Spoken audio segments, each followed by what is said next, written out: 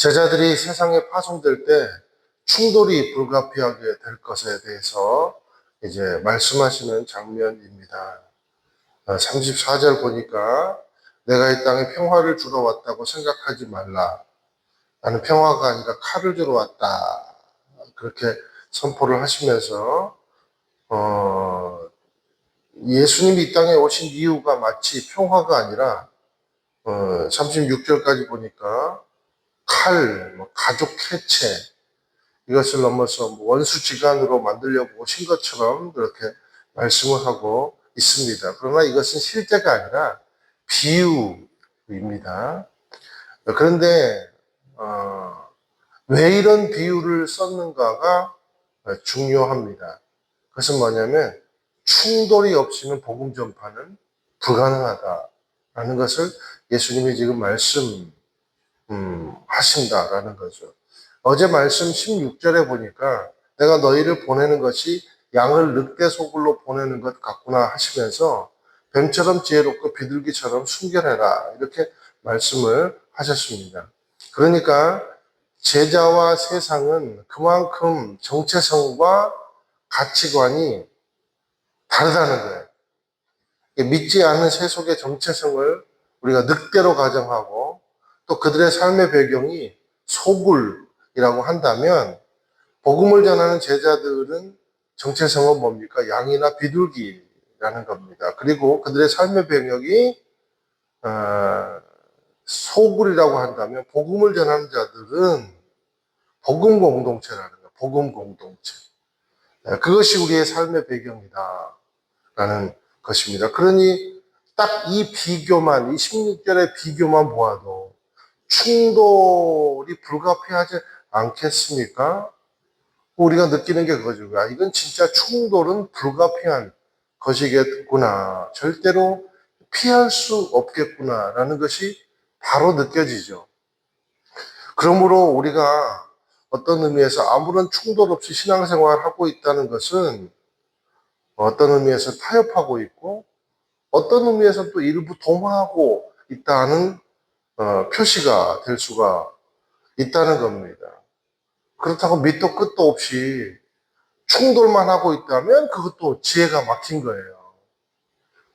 늑대 모양을 흉내내고 있는 것과 다름이 없더라라는 것입니다. 그러나 결론적으로는 가치관의 충돌은 일어날 수밖에 없는 것이다. 그리고 그것 때문에 오는 갈라짐은 맞닥뜨릴 수밖에 없는 요소일 것이다 라는 겁니다. 저와 여러분이 복음 때문에 우리 가정에서 또는 삶의 반경에서 심지어는 부부지간에 어떤 고통을 당하고 있습니까? 갈등이 있습니까? 안타까움이 있습니까? 충돌하고 있습니까? 그것 때문에 너무 염려하지 마시고 자책하지 마시라 라는 것입니다. 또 37절, 38절 한번 읽어보실까요? 시작. 누구든지 나보다 자기 부모를 더 사랑하는 사람은 내게 합당하지 않다. 나보다 자기 아들, 딸을 더 사랑하는 사람도 내게 합당하지 않다. 또 누구든지 자기 십자가를 지지 않고 나를 따르는 사람도 내게 합당하지 않다. 자, 37절은 우선순위 문제를 말씀하고 있습니다. 그리고 38절은 우선순위가 밀리면 질 수 없는 것이 십자가다. 우선순위가 밀리면 십자가 질 수 없다라는 것입니다. 그러면서 여기 37절에 보세요. 나보다 그러면서 더, 그렇죠? 그리고 뒤에 보니까 나보다 더 두 번이 반복되죠. 네. 두 가지의, 그러니까 나보다 자기 부모를 더, 나보다 자기 아들, 딸들을 더, 이 두 가지 예의 결과는 뭡니까? 합당하지 않다라는 결론이라는 겁니다. 그러니까 나보다 더, 당연히 우선순위도 당연히 우선순위. 그러니까 무엇을 우위에 두고 살고 있는가가 사명을 감당할 수 있느냐 없느냐가 결정된다라는 것입니다. 하나님보다 위에 있는 것은요 다 우상이에요. 자, 여러분 우리가 우상이라는 대상을 정해놓는 이유가 있습니다. 그 깊은 이면에는 마음 심연에 뭐가 있냐면 자기 만족이 있어요. 자기 해소가 있어요. 그러니까 자기 섬김이 있어요. 자기 자신이라는 신을 섬기는 배경에서 만든 게 우상이라는 겁니다. 그러니까 예수님보다 돈이 목적이면 당연히 예수님은 돈을 위한 도구이겠죠. 돈이 목적이니까. 예수 믿는 그러니까 예수님 돈 주세요. 예수님 돈 주세요. 그러겠죠. 그럼 예수님을 믿는 게 아니라 예수님을 사용해서 돈을 원하는 거예요. 예를 들어 명예가 하나님보다 목적이면 하나님은 당연히 명예를 위한 도구가 되는 겁니다. 하나님 명예 주세요. 명예 주세요. 그러면 명예를 위해서 하나님은 도구가 되는 거죠. 예를 들어 볼까요? 정말 그렇지 않겠습니까? 우리가 정말 존경하고 우리를 정말 자기를 내어주시기까지 사랑하고 섬기고 정말 지혜롭고 흠이 없는 그런 부모가 있다면 그 부모를 사랑하지 않고 섬기지 않고 아랫집 부모, 불안당 부모, 불완전한 부모, 맨날 큰 소리 나는 부모, 그 부모를 따르고 사랑하고 존경한다면 어떻겠습니까? 이치에도 맞지 않을 뿐더러 왜곡되어 있는 거예요. 그리고 정신적으로 문제가 있기 때문에 결국 자기 만족을 위해서 아랫집 부모를 더 사랑한다라는 겁니다. 결국 그 안을 들여다보면 자기 만족을 섬기고 자기를 추구하고자 하는 우상이 있다는 거죠. 자, 그러니 그런 사람은 38절에 말씀하신 대로 예수를 믿지만 십자가는 질 수 없다. 사명은 감당할 수 없다. 결국 자기 자신이라는 신도 이기지 못하는 패배자가 된다라는 것입니다. 그렇다고 부모를 미워하고 절대 그런 얘기 아니에요. 저는 그런 거 권장하지 않습니다.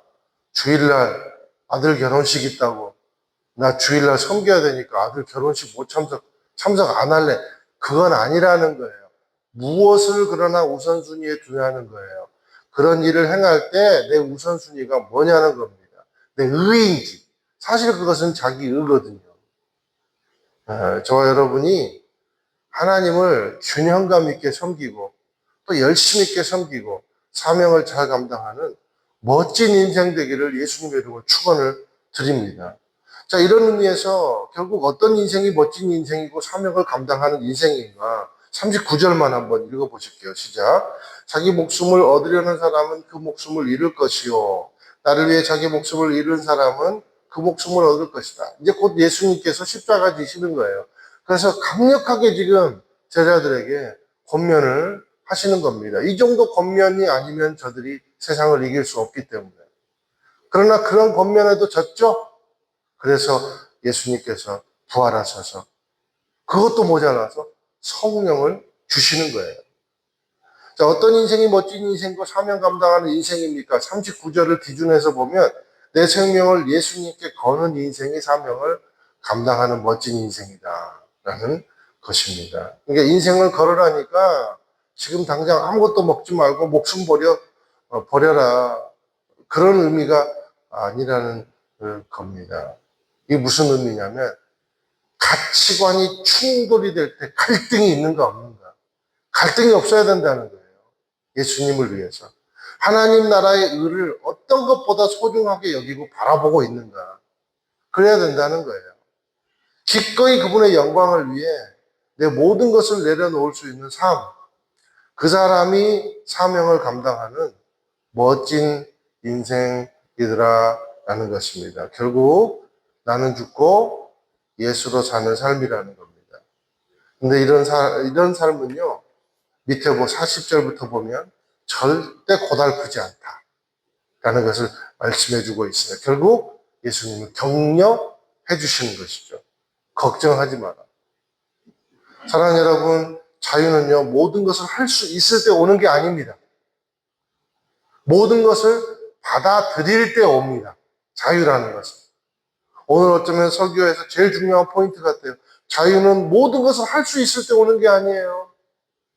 모든 것을 받아들일 수 있을 때 온다라는 겁니다. 빌립보서 4장 13절에 보니까 내게 능력 주시는 분 안에서 내가 모든 일을 감당할 수 있습니다. 이 말이 무엇입니까? 모든 일을 받아들일 수 있습니다. 사도 바울이 모든 일을 겪어본 뒤에 자족을 깨닫고 하는 말씀입니다. 모든 일을 감당할 수 있고 받아들일 수 있다는 거예요. 그런 삶은 고달프지 않다는 겁니다. 왜냐하면 하나님을 영접하는 사람은 예수님을 영접하는 것과 같은 것처럼, 보세요, 말씀 보니까 제자를 영접하는 사람은 예수님을 영접하는 것과 같이 존대받는다, 여겨진다. 그러니 얼마나 귀해요. 여러분을 누군가가 존대하면 예수님을 존대하는 것처럼 여김받는데요. 사명 감당하는 사람.